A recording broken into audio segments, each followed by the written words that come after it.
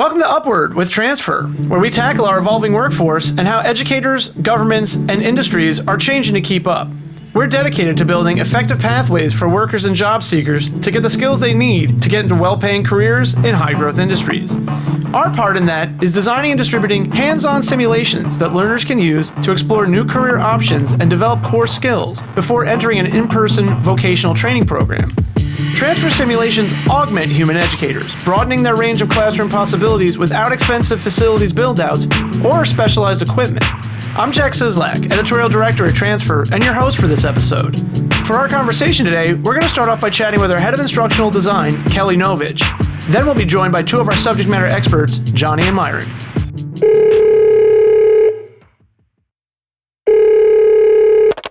Okay, we are here with Kelly. Thanks so much for joining us. Please go ahead and jump in here and tell us a little bit about who you are and what you do here at Transfr. Sure. So my name is Kelly Novic. I'm the Director of Instructional Design. I get the lovely privilege of managing our team of both instructional and experienced designers and working with our very talented subject matter experts. It's a fantastic job. Awesome. Yeah, right on. Can you just walk us through a little bit about why we decided to go with electrical construction right now and maybe talk about workforce numbers, any kind of like interesting figures that go in the background of like, this is why we're doing this now? Yeah, so electrical construction, we selected this one for a couple of reasons. One is that there's a really large demand for this profession in the United States within the construction industry. And another reason is that we have a partnership with Transfr and Trio as our customer based out of Texas. Right. So, for example, in the last year alone, we had over 70,000 job vacancies in the United States for skilled workers in that electrical construction field. Wow. And Texas, with our primary customer, has over 5,700 of those vacancies. And the vacancies could have various titles. It could be electrician, commercial electrician, an electrical specialist. And so for many individuals, this is a salary that you can support not only yourself, but also a family. And that's another key aspect that we look for as a company, where we want to make sure we're supporting not only the skilled trades, but those skilled trades that can then support a family from that income. No, absolutely. Yeah. And Johnnie and Myron are kind of really great examples of both coming from different backgrounds and kind of lifelong learning. And we're going to talk to them really soon, but wanted to hear from you about how you and the team chopped up these modules into the different content areas you were going to cover. And like, tell us a little bit about that process, please. Yeah, a lot goes into it. So the instructional design team, we rely very heavily on the expertise of our subject matter experts. So in this case, Johnnie and Myron, and working with both of them, we have to write up very specific steps.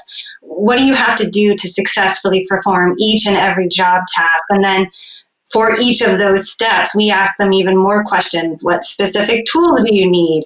What happens when you do it correctly? What does it sound like? What does it look like? What does it feel like? What happens when you do it wrong? And what does that sound like and feel like? And how do you fix it? So we ask painstaking amounts of questions. And then also we do ask about what are the key learning objectives. So on the job, not every step that you do is equally difficult or equally important. So inside of each simulation, what's the most important step and the most difficult step? And all of that feeds into enabling a trainee to complete our simulations and complete an entire suite of simulations with the confidence to do the job.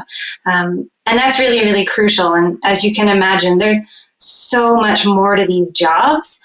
Not everything is going to fit into this VR experience. So we really focus on those key skills that VR supports effectively. It is that virtual apprenticeship between whatever might happen in a classroom or in a book and successful job performance. So a lot of forethought and planning. And some of the fun things in working with experts like Johnnie and Myron, they've done this for so long. A lot of these behaviors are intuitive. Yes. You just know how to do it. And so when you ask somebody with that skill set, but exactly how, and then what do you do? Break it down even further. It's kind of a fun give and take and a fun conversation to have with these individuals. I love it. That is so cool. Kelly, like I said, it's been really great having you here, and we're so glad we could get that behind-the-scenes look at what goes into building these sims. And then we're going to head right over to our chat with Johnnie and Myron and let them tell us a little bit more about their side of things. So thanks again, and have a great day. Yeah, thanks. Okay, hey, Johnnie, Myron, really great to have you here. Before we dig into some of our prepared questions, why don't you go ahead and introduce yourselves to our audience? We just want to hear who you are, how long you've been in the industry, that kind of stuff. So, Johnnie, why don't we start with you, and then we'll kick it over to Myron. Okay, I'm Johnnie Parker, and I would say my father was an electrician. So I started off when I would say like 5 or 6. So I was going out in the house and been dealing with electrical ever since. I just had the background. The whole family is electrical. Very cool. Love that. And how about over to you, Myron, please? Well, I've got about 40 years in the construction industry. I started off on the mechanical side, and my initial craft training was in the mechanical trades. And later on, I ended up earning a degree in industrial technology and engineering. Worked in automated systems, robotics, got a chance to work elbow to elbow with a lot of great technicians and electricians around the country. Worked both with local, national, and international companies. So got an interesting background, and then workforce development became such an important aspect of industry, and I started leaning in that direction later on in the last few years of my career. So, yeah, I like to get my hands dirty, but I want to see other people get to some great opportunities that this industry provided for me and for many of my cohorts. That's really great. And let's go right from there. Let's talk about a few things combined and talk about how you got started as SMEs here at Transfr, and then what your journey was like becoming experts in electrical construction, as you both are. And then what did you know about virtual reality simulations before being approached by us? Well, I'll jump in first. I'll tell you that my involvement as an SME with Transfr started, I was working as a volunteer with Skills USA, which is a great organization for building our future craftsmen and tradesmen and technicians. And while I was there, a former employee introduced me to Barani and Joe Massaro. They were there checking out the Skills USA activities and looking for ways that they could possibly support Skills USA's efforts. Later on, they paid a visit to me at my project in Houston. I was working with an international company. Paid a visit there. They shared their vision for the future and what they thought could be a game changer for craft training and technical training. I was immediately enthralled with their enthusiasm and their genuine concern. And even though I had no background in technology, in this type of technology, I took a leap of faith. Quite honestly, hey, coming from a guy my age and my background, virtual reality seemed like something for people that are on a couch wanting to play games.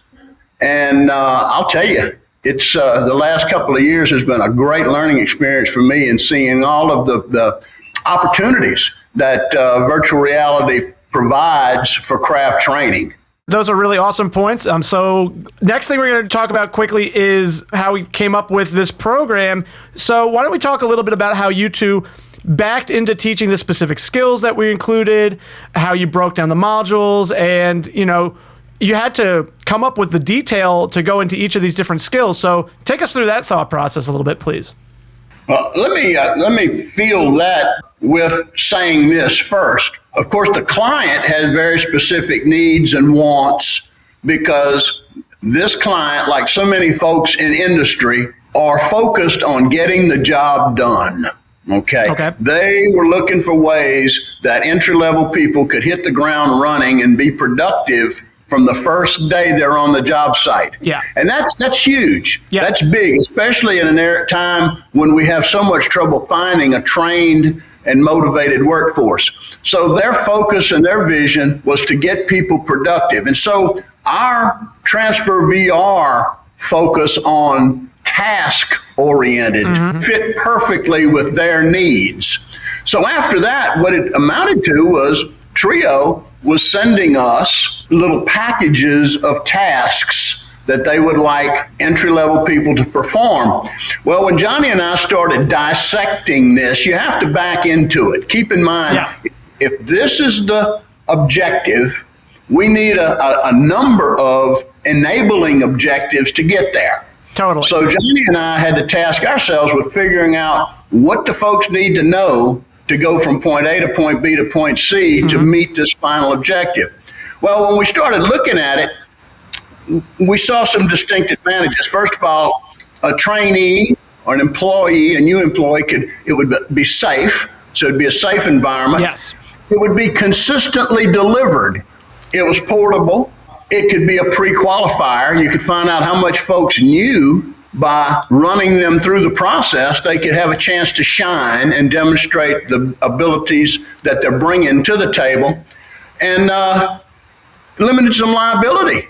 You could have people repeat and do, and you would not have to have a trainer or an employee safeguarding them, making sure they weren't hurting themselves or others or damaging equipment. So I know that's how I approached everything I did from a standpoint of task analysis, and I'm assuming Johnny did much the same thing, huh, Johnny? Yes, and I looked at the approach. The way it's set up. Certain things you can't do with the VR. As far as climbing ladders, Yes, and yeah, I remember that. It's moving around. So we still wanted that task to be covered in the task analysis, and still make sure when those students or individuals master it, they still will understand that step was involved with that. Yes. To me, we said, we had to go on an approach that was a little different than normal, but we had to make sure everything was safe and within the guidelines. One of the things that we struggled with was the fact that there are many ways to do certain tasks. And so we were wanting to do things in such a way that met the client's needs, but at the same time left that wiggle room, so to speak, for folks to understand that there's other ways to do this, there's other procedures, there's sometimes site-specific, client-specific, employer-specific things that change. But I think we turned out a fantastic product, and at the end of the day, I'd love to be able to show other workforce development folks how I would utilize this in a learning situation with both apprentices and students. There's so much possibility here. It's like any tool. Great tool as long as you learn how to use it. So this is one important tool that if it's used right, it can do a lot of things for us. Yeah, absolutely. And I can just tell from talking to both of you and hearing how much time you've spent teaching people before you got to know us at Transfr, how dedicated you are to really just making sure that whatever you created here would have the maximum impact, not just for Trio, but for every person who puts on the headset. Absolutely. Absolutely. That's a great feeling. Cool. And Myron, I feel like you touched on this a moment ago, but I just wanted to bring this in because this is a unique element to the fact that this is electrical construction. It's a pretty high-risk skill set to develop, and we feel like, VR offers some unique benefits in that regard. And so, why don't we just talk a little bit more about the practicing in a safe environment, the VR. That's a really unique feature, I think, here. Well, one of the things I'd like to expand on a bit is the fact that it's been my experience that new employees really want to do a good job. When they come to work, they want to come and be successful. Fair enough. However, many of them are reluctant to act. Sometimes they're hesitant to act for two reasons. They may be a little scared that they could hurt themselves or others, or they're not quite sure what the next step is. But we've got folks coming into the industry now that have no background whatsoever in hand tools or power tools or any of that. So getting the virtual reality simulation did a lot of things. Number one, this employee or this trainee can practice in the privacy of that virtual world. That repeatability becomes muscle memory so that when they do hit the job site, they know the first thing I do when I'm getting the conduit is I check the size of the conduit, and so on and so forth. Step one, step two, it becomes muscle memory. If this was being taught in a traditional manner, folks would not have that amount of practice and repeatability. The great advantage that this virtual reality process has, safety. Totally. So equipment gets messed up. People get injured, but in virtual reality, they can use the probes, read the measurements, interpret. There's so many advantages. Yeah. Love the commitment that you two are showing here, just to, again, making sure that people come away with not just the skills they need to do this or that, but really to be a good worker when you show up. And I think that's going to also create that confidence in the person that like, yeah, I can go to the job site and like get this done. But then also somebody had brought up repeatability. So many consumable materials that go into doing any given task versus doing them in VR. You're not using up metal, plastic, wiring, etc. And now everything is so expensive. And with the VR, everything was there. We're not wasting anything. Absolutely. And to me, that's real critical because now they still learning and without waste. Because, it's so expensive now. I was just going to say, any unique challenges that you two and anybody else you're working with over here encountered when building these sims? Anything that was surprising for you? I think the biggest challenge was understanding that and coming to the realization that there's certain manipulative things that you just can't do in VR. When you watch an experienced electrician do something as simple as hang a ceiling fan, an experienced electrician can do it in 10 minutes. Someone that doesn't have much experience has the knowledge, but doesn't have the practice. It may take them 40 minutes. And that's because, an experienced person has the hand-eye coordination and the manipulative skills to grab that wire stripper, eyeball the right length to strip insulation, make the twist, turn it right the first time, fold and tuck the wires, and get the screws to bite on the first shot.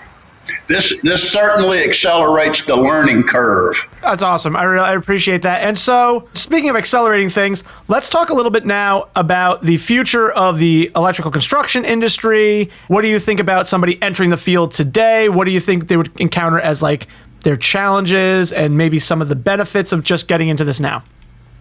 Well, that's a lot of candy for a nickel. Now I'm gonna tell you that. I'll say this: the future is fantastic. For years you talk. We can stop right there. Future's fantastic. Good. Next question. Now everything we touch is generated by some form of electricity. So the future in this trade is fantastic. Cool. Opportunities. I've never seen as many opportunities for young folks or folks of any age that want to make a career change getting into the electrical fields. Now, what are the impediments? Well, some of the impediments is everybody and their brother wants somebody who can walk on water and hang the moon. We want people with experience. That's an impediment to getting in. And if I had to sum it all up, I'd tell them, be where you're supposed to be, when you're supposed to be there, doing what it is you're supposed to do. And if you can do those things, you're going to become a go-to employee. Folks are going to put their arm around you. They're going to keep you working. Absolutely. I think that's a really great note to end on, unless you have any final thoughts. But yeah, I really appreciate your very hopeful vision of the future for people trying to get into the electrical industry right now. I've got only one closing thought. It is if folks are interested in utilizing this in their schools and in their workplaces, take some time to give it some serious thought as to how it dovetails into what you're doing. It doesn't take the place of everything, Absolutely. But it is a fantastic way to accelerate the learning curve, get folks prepared more quickly in a safe environment, in a non-threatening environment, and I think it will attract a lot of folks that may not necessarily be attracted to the industry right now. They'll see this sort of thing as an opportunity, and I think it'll pay off in big dividends for everybody involved. And I would just share with everyone, this was a great job, a great experience, and virtual reality is the way to go. And to me, if I could just go out and start all over again, I wish I had started earlier with virtual reality, because a lot of the skills I could have learned without, doing all the physical labor and everything else. And so, I think it was a great team effort, Cool. and I really just appreciate the opportunity. Hey, we appreciate having you both here. Thanks again. And hey, from Transfr, it's me, Jack Sislak. And yeah, tune in next time, everybody. Thanks a lot. Bye, Myron. Bye, Johnny.